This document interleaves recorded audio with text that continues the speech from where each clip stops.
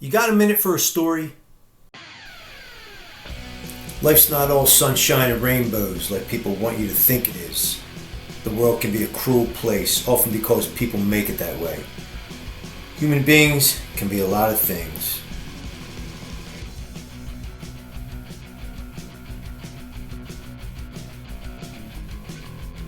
And I'm supposed to keep my mouth shut? Guess again.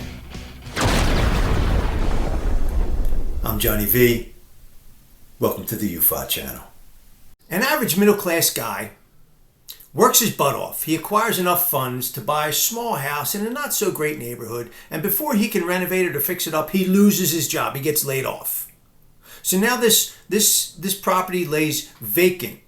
And in that interim, in that time, while it's vacant, a homeless guy seizes the opportunity to move himself in there, and he puts newspaper on the windows, and then he gets a job cleaning windows. Then he gets another job. He starts making something of himself, and he gets better and better jobs, and he puts more and more time and effort and money into this house that he doesn't own. Eventually, the buyer of this house gets another job and recovers and finally decides to tend to this house. And he goes over there and he realizes that this homeless guy's been living there illegally for quite a while the buyer has been paying the taxes the whole time. So he decides to throw this homeless guy out. And he says, look, if you had come to me in the beginning, we could have worked something out, but you didn't. You just felt entitled to move into my house and take over. Now, I sympathize with this homeless guy who made something of himself, and now all of a sudden he has to go back where he came from, on the street. It's a shame, but he wasn't supposed to be in that house to begin with. He's a victim of circumstance, and there's no obligation to that homeowner to house this guy. So he throws him out, he tries to throw him out, and the guy won't leave. So the buyer calls the cops, and then the cops come. Now it's this big fiasco, and all the neighbors come out and start protesting and throwing rocks at the cops.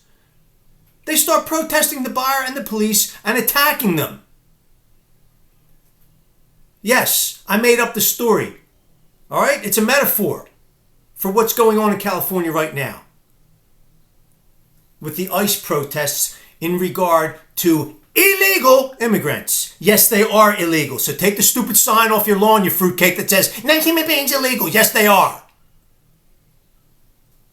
Now, as far as whether or not President Trump should have called in the Marines or the National Guard, I don't know the actual rules. But think about this. The military is there to protect the country. It's the president's job to utilize everything in his disposal, including the military, to protect the country. Now, how stupid would it be for the National Guard and the Marines to sit idle on the side while chaos ensues on our land? That would be stupid. President Trump made the right decision to send these troops in and try to settle everything down and take care of a situation involving a bunch of people who didn't belong here to begin with. So to hell with those people. And if you agree with them, the hell with you.